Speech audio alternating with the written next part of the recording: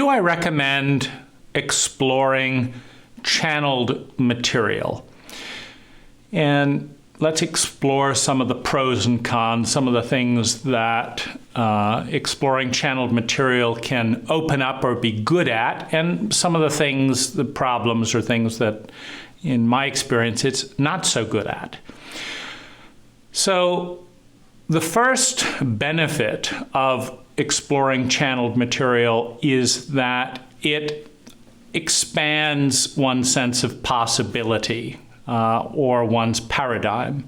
For example, when I was 12 years old, listening to my first Lazaris tape, which was playing in the family car and was my first, exposure to what's that strange voice, what's he talking about?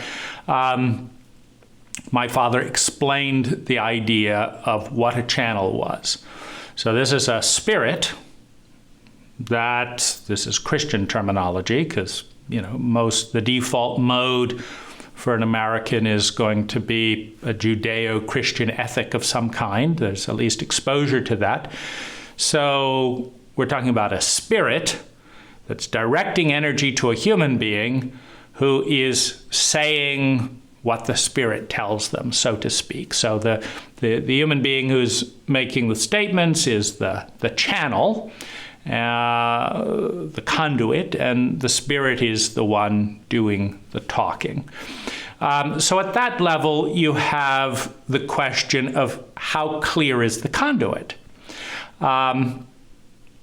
Because if you put pure spring water through a rusty pipe, you could get a little rust in what you drink on the other side. So, and in that filter, or with looking through that lens,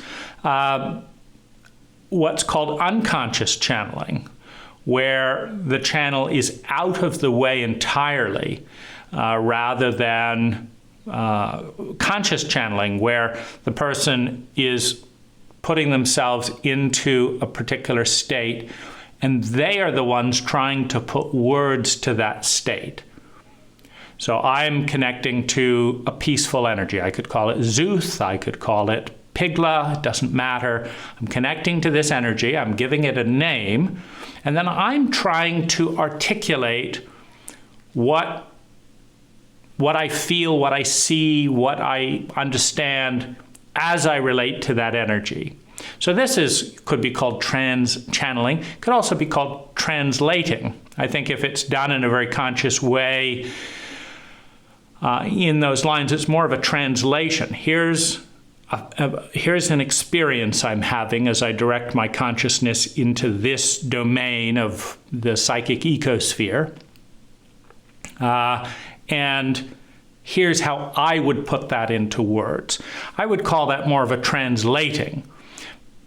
But, there's anywhere in between on that continuum. So if something is translated, it is limited to the paradigm, to the language, to the belief system of the person doing the translating. For example, if I believe fundamentally in the laws of physics as defined by Albert Einstein, and I'm sensing something and I'm holding on to the belief in physics about, as defined by Albert Einstein, I may block out that which is contrary to belief. Now, a good way to look at this is that reality is really, really big. We have no conception of just how big reality is. And you could call reality the underlying energy matrix of all that is. And I've always thought that reality is bigger than I can imagine.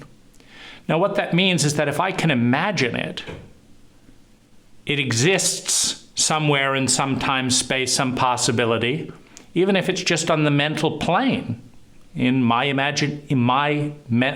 mind, it exists somewhere in some place. But reality is bigger than any human brain can imagine. Now, it is incredibly egotistical when we understand that we're one of a billion planets in our galaxy alone, and it's estimated that a good billion of those may be able to support life in the way we define life. It's incredibly, arrogant to think that we can imagine all the different permutations of energy that are out there. Because reality, at its core, is a pattern of energy. A pattern of atoms, a pattern of subatomic particles, a pattern of thought, a pattern of feeling. Reality is really, really big. It's all in relationship. I mean, there is some connection between every part of reality and every other part of reality. But if you think of the possibility field of 6 people, you have one, and you're dealing with linear. You have another, you're dealing linear. One, a linear, one, a linear, one, linear, one, linear. But when you combine 6 people together, you create a possibility field, at least a probability field. That is not linear. It's not 1 plus 1 plus 1. It's multiple. You're dealing with 6 times 6. The reason for that is the one is relating to this, to this, to this, to this, to this. Now this one is relating to this, this, this, this. And every relationship opens up a probability field. A possibility field. Now, the more variables in the relationship dynamic, the bigger the probability field, the bigger the possibility field. So if you're become part of a group of 5, you're the 6th person, it's not just 1, 2, 3, 4, 5, 6. It's geometric. The probability field, the possibility field, it's 6 times 6. You've now got 36 probabilities. And you've got more possibilities because you can have decimal points in between and all of this type of thing. So everything is in relationship with everything else. And we're talking about an uncountable number of things that are in play with an uncountable number of things geometrically. And we have a difficult time remembering, holding in place a 10-digit number. Okay, I've remembered my number. It was 10 digits long. How about remembering a 100-digit number? I don't know how to do it because our brains are very small. So the most important thing to begin an exploration with is the humility of understanding that we cannot begin to conceive of how big reality is. Now, this creates a lot of unknown, and in a traumatized culture, meaning where every one of us has been unpleasantly surprised, shocked, felt threatened, jeopardized, the unknown is a very scary place because it contains all the shocks, all the trauma that we could ever imagine and more. And we don't know when it's going to come because it's unknown. So we don't like going outside of our little familiar, circle of habits. And I relate to this person because they behave the way I expect them to. I go this place and it's still the way it was last time. Oh, I'm so relieved. I stay very comfortable. But in any exploration of reality, you've got to what? Explore the unknown. That's where 99.9% of all reality is. It's unknown. Currently, it's not unknowable, it's unknown. So we have to step outside of the boxes that we've been operating in. Now, as we step outside the box, there is a benefit and a risk. The risk is that our well-being will go down. The benefit is our well-being will go up. And most things have a probability field or a possibility field that can go either way. Think of a hammer. You don't have a hammer, You expand your possibility field. You go out, stretch a little bit in the unknown. You buy your first hammer. What is it for? What do you do with it? Well, you bang your thumb. Oh, doesn't feel very good. You break out of a building that's on fire with the hammer shattering the glass, and oh, thank goodness I had a hammer. You hammer a screw in, and you realize, oh, I just stripped the screw. You hammer a nail in. It's like, oh, now we're getting somewhere. Every single thing has a probability field around it. Whether it's oxygen, a hammer, a person, a medicine, electricity, 10,000 volts, oh, nearly killed me. 0.001 volt, oh, stimulated a brain. 200 volts, got the heart started again. You just keep plugging 200 volts in, and now you're dead again. So it's all about regulation. Every energy has a probability field, and the probability field is polarized. Meaning wherever we're at, however good we're feeling, there is a chance that engaging with something in a certain way, we would feel better. Our reality would be improved in some way. And there is a chance, oh, I banged my hand again with a thumb, that the reality will go down. Now, the more things you have in play, the more complex it is. Got to pay this person $200 on Thursday. I've got to deposit this. This person needs cash. I've got this. And if I can juggle that whole reality, I can create something that I cannot create with a simple reality. The more complex reality is, the bigger the possibility field for harm and for benefit. So I don't know what I'm doing. I want to keep reality small enough and learn what I'm doing. I want to learn how to feed my body. Do I know how to do that? Many of us don't. Our body is getting fat. We're getting sick. I don't know how to feed my body. Well, that's a good thing to focus on. Before going on to every other thing imaginable, let's learn to feed my body. Well, if I eat this, how do I feel? How do I feel tomorrow? What happens in 10 years if I eat this? Okay, what if I eat this? What if I eat this? But nobody's going to pay you to test how to feed your body. And the rent is due, so I've got to do this, and I've got to do that, and I've got to do this, and I've got to do that. And every one of these things has the possibility. I could take too much vitamin C and get diarrhea. I could not have enough vitamin C and get a cold. I could everything has a possibility field. So as a general rule, an intelligent action is to get good at creating well-being with what we know. When I talk like this to this person, they smile, pat me on the back, tell me how wonderful I am. I like that. I'm going to talk like that to that person. When I eat this food, my body has energy. Okay, I'm going to eat this food. When I drink a quart of water with minerals and no chlorine and stuff, I feel refreshed. So I'm going to do that. I'm going to write a gratitude diary. I'm going to go to work and do what I'm told because my boss shouts at me if I don't do what I'm told. And I'm going to have this little bubble going. But wherever we are, it is human nature to want to grow. It is life's nature. Life's program is about diversity, experimentation, and growth. Now, diversity leads to success and failure. Nature produces mutation. Mutation leads to diversity.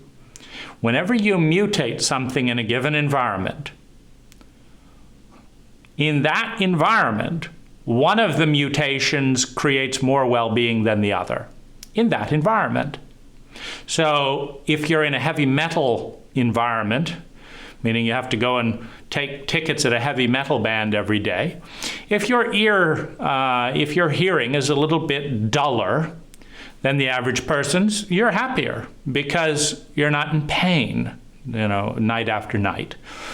If your hearing is more sensitive and you're a ticket collector for a heavy metal band, you're in more pain unless you put earplugs in. And then the person with the earplugs feels happier, smiles more, and will advance in their career because people like being around happy people. And if you enjoy sunlight and you are creative in sunlight, and that's your anomaly versus enjoying the dark and liking shadowy places. Some people have light sensitivity and they're happy there. Well, if you're working at the North Pole or whatever it is and you have a light sensitivity and it's dark most of the time, you're very happy. If you like light in this, and you happen to be in the Caribbean, you're very happy. So nature produces mutations. And every mutation does better in one environment and worse in another environment. That's just the nature of difference. And you pair well with your environment. That's a good skill to learn. You're going to do well. And other people who have not paired well with that environment are going to do poorly. And they will die off. And those who do well in that environment will thrive. And nature wins. It's nature and life's game to create lots of diversity, see what wins, and see nature identifies with all of it. It's all nature. So nature is always winning and always losing. No matter what happens, because we are nature. This person loves this. This person hates that same thing. Well, nature wins. And hopefully the person who hates that can find something that's a little better, and the person who loves that can develop it, and there's more diversity and more life and more, stuff. And so the question around, exploring, we're in a paradigm at our, in our cult of, Western thinking and all that, is in a capitalist paradigm, where money is often more important than human beings. It's in a rational paradigm where thoughts are more important than the feelings they create. Bit odd, but nonetheless. It's in a scientific paradigm where it has to be observable and measurable, repeatable in a laboratory for it to be real. We're in a physical paradigm where if your senses can't see it, doesn't exist. Now, these paradigms are growing hubs, meaning they're opportunities to get really good at physical reality, for example. And the explosion of physical science and technology has taken place in an environment that denies anything that isn't physical.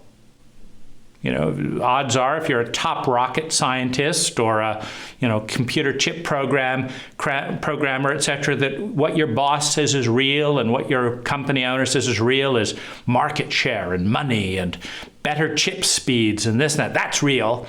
But what you feel, take it out of the office. It doesn't matter. It's not real. We don't pay attention to that.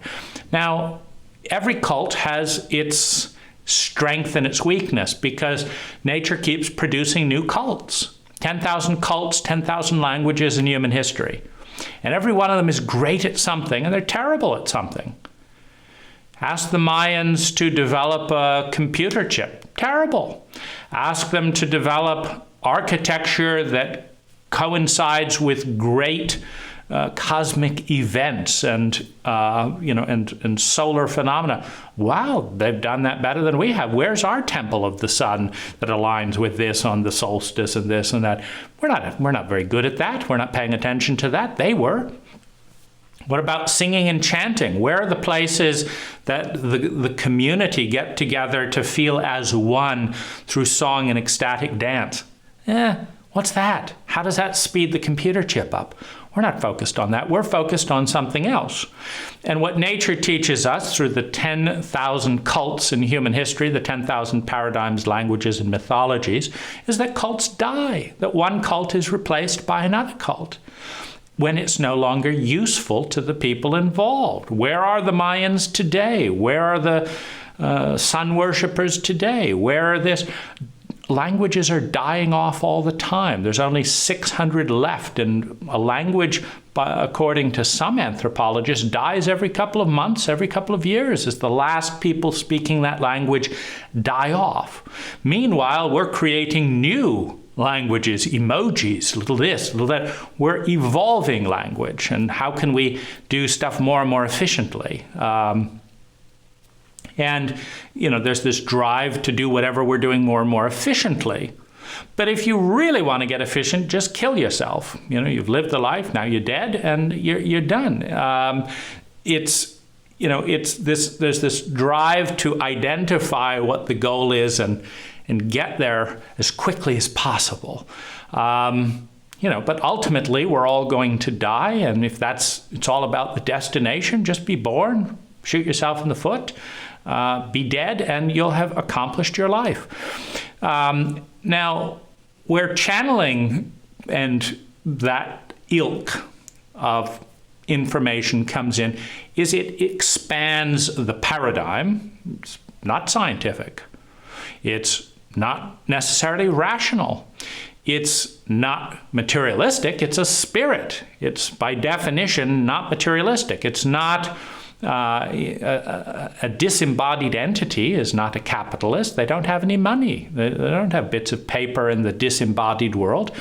And so every cult has its own specialization, and every cult develops a technology according with its paradigms and dogmas. And every cult has flaws. That's why a cult dies. Every cult has flaws. It doesn't work in the end as well as people like. So when a new cult comes along and says, we're the Christians, be killed or bow down to Jesus Christ, I guess we'll do that. I mean, bowing down to Jesus Christ isn't as bad as dying. I'm sure he was a decent guy. Okay, we'll bow down to Jesus Christ and don't pray to these other gods. I guess we'll go along with that as well. And gold is more important than human beings. That's why we're going to kill you and rape you unless you tell us where the gold is. And, when the Spanish came to we're sailing towards the Americas and found the matriarchal cultures and islands of peaceful and beautiful families. They threatened them. They enslaved them. They raped them. They cut off their feet unless they would deliver enough gold. Obviously, they learned that gold must be worth something. If all these people were willing to be such assholes to get it, though what these bars of gold, why that was more important than dance and family, a little bit hard to believe. But they seemed to think it was, and it was better than being macheted, and so they decimated hundreds of thousands of people, killing off 90% of the population to serve the church. And that doesn't feel very good. Who wants to belong to a murderous, raping cult? Well, then we just sanitize it and clean it up and talk about the good side. Because every cult and every paradigm has a good side and it has a shadow side. The hammer can be used to bash people over the hand, or it can be used to hammer in nails. If you believe in hammers and want to manufacture them, well, you say, pound the nail in more effectively. You don't say hammer your thumb more effectively. Nobody would buy the hammer. And so you emphasize that which is the positive side of that which is what you're trying to sell and produce and create. If you're ethical, you also show both. You say, don't do this, do this. If you do this, life will get worse. If you do this, it'll get better. That's transparency, and transparency is a science. Know the statistical data. Now, this is one area where you would not be interested in channels, because almost no channel, meaning no channel that I know, is interested in statistical data. And there's a reason for that. If you talk to 100 channels or channeled entities and explore and try and measure and test, like, for example, the channel Lazaris says that their techniques work and you should do a 33-second technique of visualizing something, and if it doesn't happen in 3 days, it means you didn't really want it. And by this definition, all kinds of people who are doing these 33-second techniques and following Lazaris didn't really want what they were visualizing, and that's why reality didn't happen. But if you give those same 100 people or so a list of goals and say, this is what you want, okay, what would you have to do to get it? what would you have to buy, what would you have to do, and by what date would you have to do it, and how many hours would you have to spend. Now you're going to create a schedule. Now, you will have to do this, this, and this in order to get here, right? Okay, you've grasped that? Okay, how many of you wanted enough to do it? And then you say, do it. Well, then you can say, well, the people that really wanted it took the time and did it.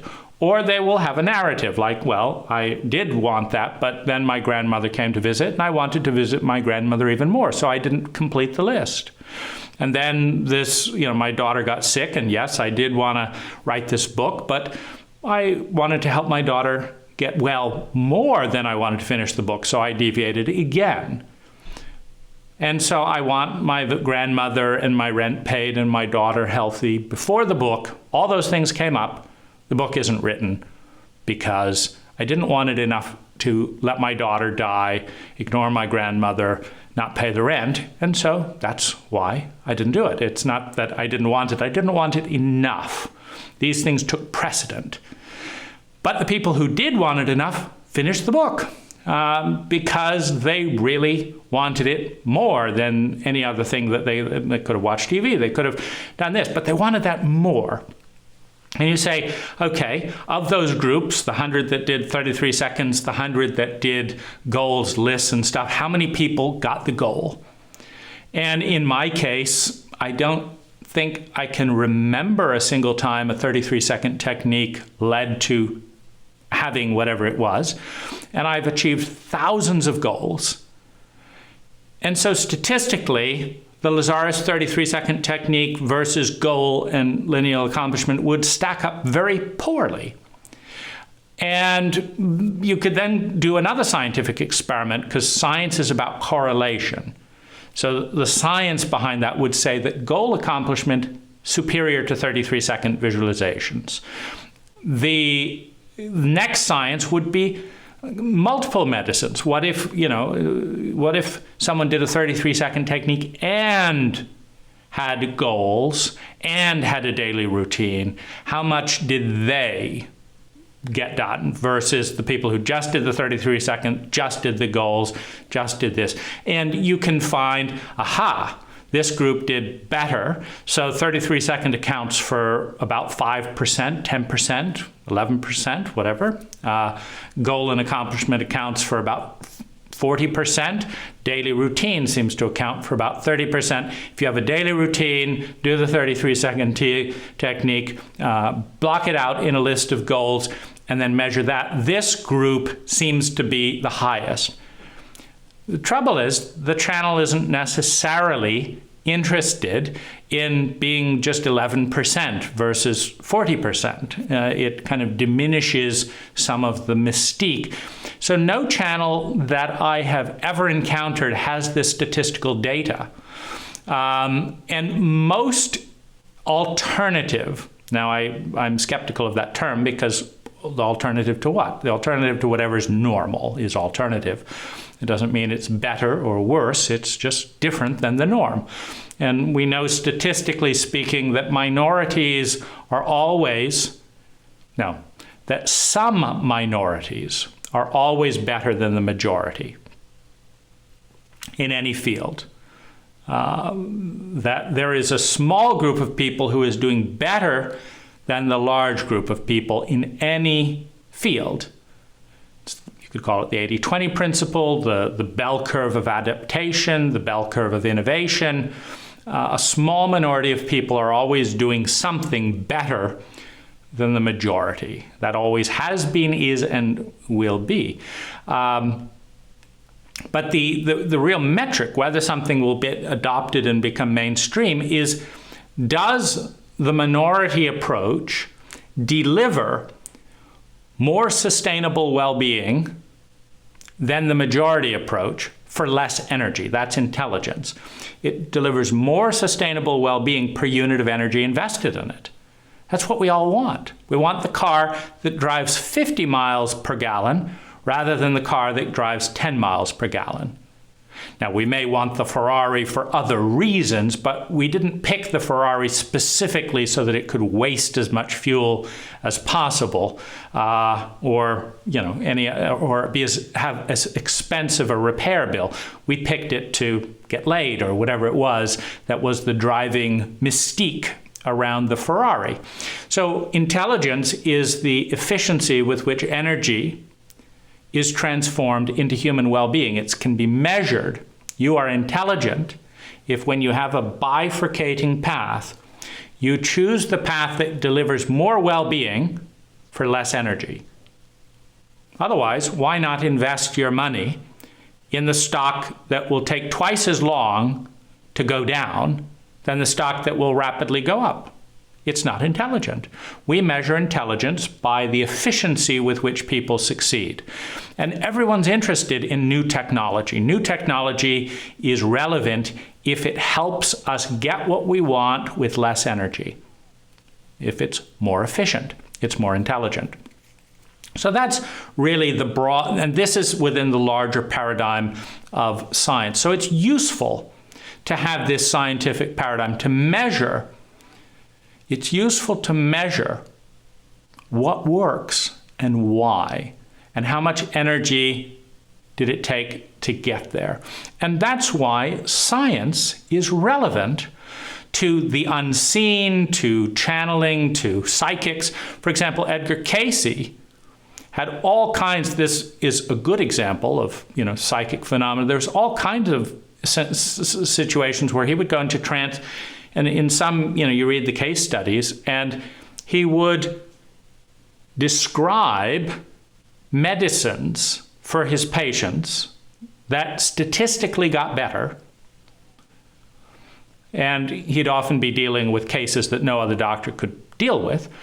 And Edgar Cayce would describe medicines in doctors' medicine cabinets that they didn't even know existed. He designed medicines.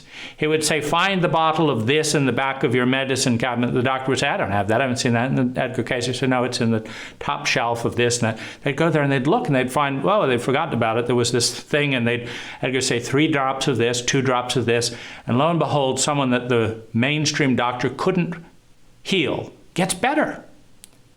Now, that's scientifically verifiable effectiveness. And Edgar Cayce submitted to have case studies evaluated and run. But 99% of all psychics, of all people who talk with the dead, of all channels of this, do not initiate a scientific assessment to see how good they are. And when they do, most discover that they're not very good. Now, like a hammer, you can still have positive and negative benefit, even if your channel, so to speak, is not very good at predicting the future, at diagnosing medical issues, at whatever. Why? Well, it depends on your objective. If your objective is to grow, to expand your mind, that's something that the New Age alternative and personal growth leaders have defined as a great thing. Expand. Expand what? Expand your mind. You can do it through psychedelics. You can do it through meditation. You can do it through reading. You can do it through travel. You can do it through reading fiction. You can read it, science fiction. You can expand your mind. You can imagine things you didn't know could be imagined until you see what that author was thinking. And so what's good with expanding your mind? Does it make you more money? Not necessarily. It may distract you. You're busy reading fiction rather than stocking library books. The more you read that, the less work you get done, your income goes down. Does it make you happy? It depends. If you're overwhelmed with how big things are and, oh my gosh, I don't know what to do with this, well, maybe it makes you miserable for years at a time. But if you want to think, if you want a life that's more than just getting through one day to go through the next, then expanding your mind is potentially exhilarating. It's wonderful. And almost every channel expands your mind in several ways. One is the idea of channeling is more expansive than the idea that channeling doesn't exist. So your reality is a little bit bigger just doing that. The thought process that goes into how do I make sense of channeled information? Which channel do I listen to? This brings up questions. How good is your algorithm for making decisions? What are your beliefs?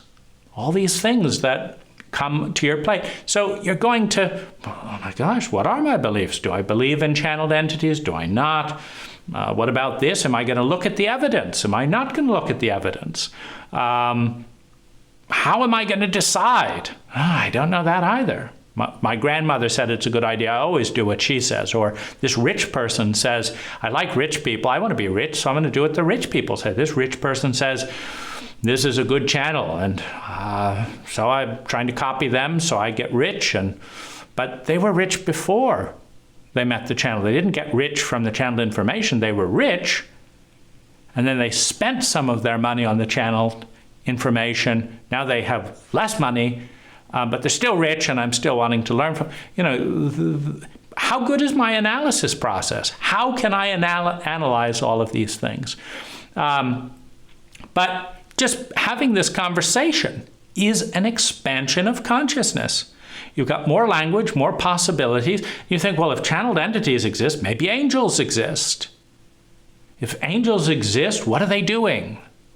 Could an angel be prayed to? If I pray to an angel, do I feel better or do I feel worse? I prayed to an angel. I asked them to heal my cancer. They didn't. Bastards. I'm betrayed. I feel worse. I felt better yesterday, but now I feel worse because, I was a fool. I shouldn't have believed in angels. And you bumble around. You stumble around in this terrain. But it is a bigger terrain by definition. Wherever you bumble, whether you have a good channel or a bad channel or this or that, the channel's right, the channel's wrong, the income goes up or down, whatever it is, it's bigger as a paradigm than the idea that the only thing that exists is something you can see. Because the channeled entity, usually by definition, maybe they say they had a past life, but they're not here now. And what else could be channeled? Could the idea of channeled information give rise to the invention of the radio or the television, channeling information? Which one came first? There were channels before there were TVs. Did Thomas Edison or something have, Thomas Edison used to go into a room for 20 minutes with a pen that was like walled off and soundproof, and he'd have a nap in the day, and he'd dwell on problems. He'd ask to have dreams. He'd keep a notebook, and as soon as he woke up, he'd write all his ideas down. And a lot of his inventions, you could say, were channeled. And so maybe Thomas Edison was channeling his own creativity, his own possibility field, so to speak. And the idea of a telephone was, I want to channel electricity or sound the same way I'm channeling this. That makes sense. So can one lead to the other? Can an inner experience lead to an outer experience? But how many people have channeled creativity and how many people have invented the telephone? So it's a very, very tiny number of people who, technologically leverage their channeling ability of ideas and stuff to make something amazing.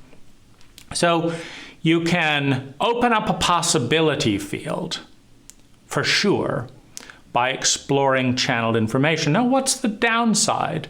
Well, most Western human beings have an inferiority complex instilled by trauma and childhood abuse, among other things, with the message that who they are essentially isn't very valuable. Their money is valuable in a capitalist cult. The more money you have, the more important you are. But you, without any money, no, just throw you on the street. Our cult puts you on the street if you don't have any money. You're not valuable, your money's valuable.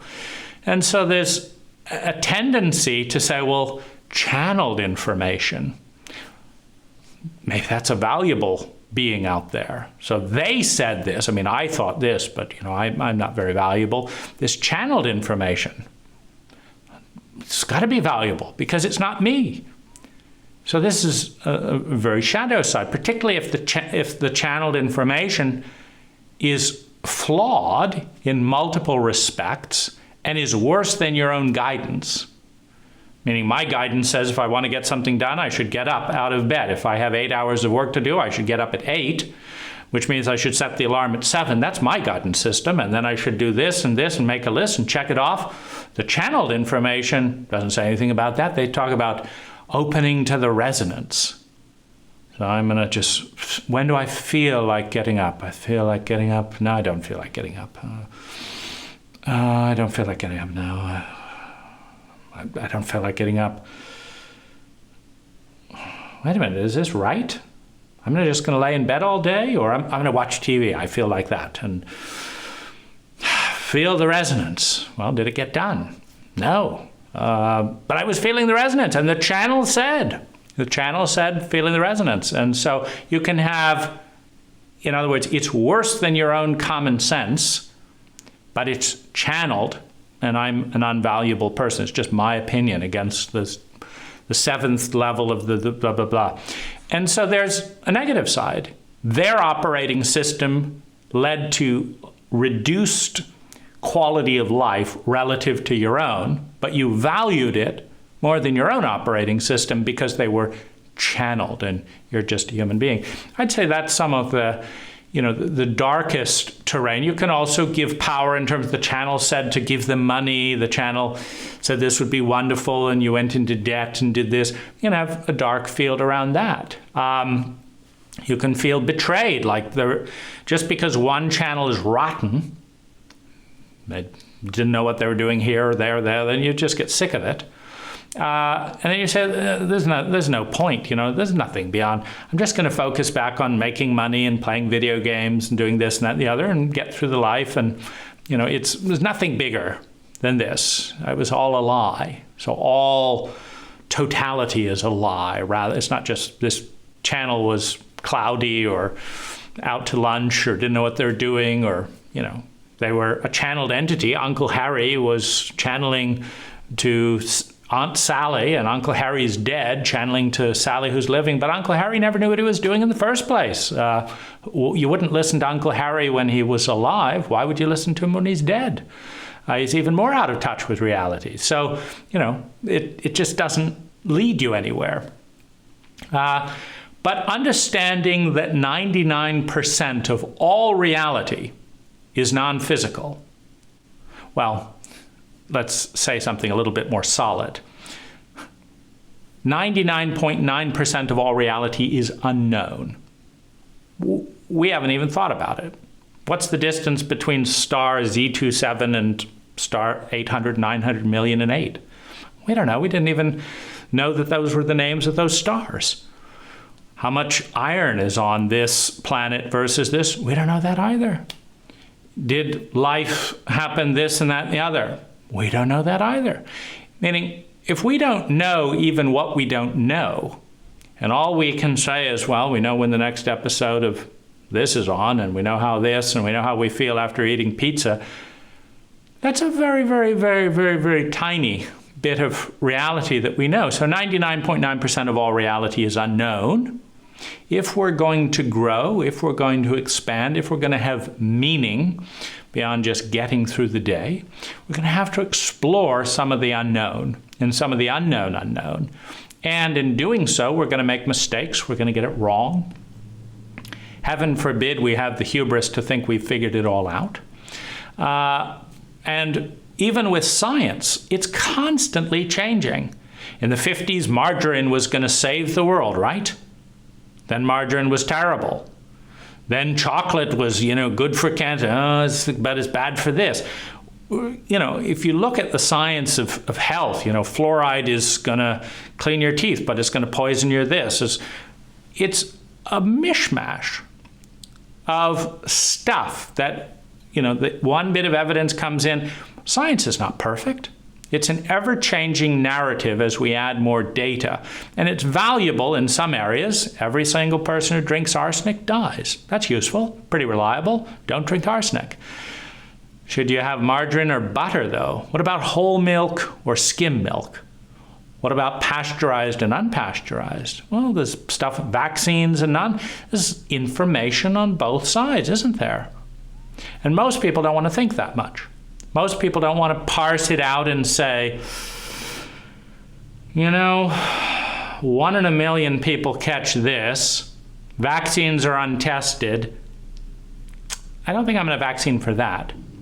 But avoiding smallpox, polio, there are casualties, but I'm going to vaccinate for that.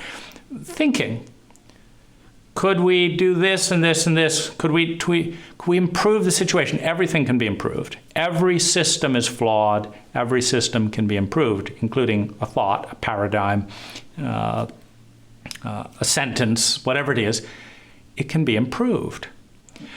So I think channeling is fun, interesting, and useful to be open to with those caveats, and that what really makes it exciting and helps you filter out towards the best is those channels interested in statistical data. If a channel has given out a technique to 1,000 people and 1,000 people have used that technique, how many of those 1,000 got good results? How many of the 1,000 got better results than nothing? How many of the 1,000 just felt frustrated? And of the people that got bad results or decent results or any results, how many had a better technique over here? And let's publish that data. You drink arsenic, you die. Little few drops of belladonna helps with certain heart conditions. Publish the data. Publish the data. Because it's about probability fields, and that is contextual. That's about the cult in which it's occurring, the environment, the stage, the level of brain. Traumatized people operate out of the reptilian brain of fight, flight, and freeze. Fight, flight, and freeze may not have access to certain techniques. Giving those techniques to a highly traumatized group of people may be defective as a protocol. So the more complexity, the more data is gathered, the better. Because every human being in the history of humanity has wanted to feel good sustainably. And every human being in the history of humanity has wanted to avoid feeling bad chronically. And it doesn't really matter. For example, traumatologists have discovered that EMDR, a steady movement of the eye, seems to clear trauma in ways that nothing else they know clears trauma. i.e., some of their patients feel substantially better after watching a little light go back and forth in front of their eye. Do it. Gather the statistical data. How many people? Don't hold it up because you don't have a theory. They don't know why. But if you care about life, if you care about human well-being, you're going to do it anyway. Why? Because it's not that expensive. There's no side effects to watching a light go back and forth. It's not like you had to pay $100,000 and if it didn't work, you've wasted your life savings. It's just a light. Give it a shot. Homeopathy. If someone gets better from it, either through the placebo effect or other, it's water and sugar. Give it a shot. Don't take chemotherapy lightly. You'll be miserable for months. If you can do it another way, do it another way. If it's the only way and it gives more statistical benefit overall, okay, do it. But gather the data. Look at the pros, look at the cons. Publish the data. That's really the underlying love for a species and humanity. What we really have the option to, if we get beyond the politics of spin and fear, is publishing the data and learning in more and more clarity what works, for whom, in what situation, for what benefit, how much of the time. When we can say, I'm a 45-year-old white person materialist who's suffering from knee problems, and our app can say, This works for 78% of the people in your category. This works for 90% of the people in your category. And it costs this, and you can access it here, and these are the reviews. It's a godsend. You have the possibility of an upstep in, in human well-being that couldn't exist when there's just superstition, paranoia, guesswork, and no data. Data is really the answer, and if you explore the entirety of reality and possibility field, from whether you understand it or not, and it correlates with improved human well-being, that's what we're all interested in.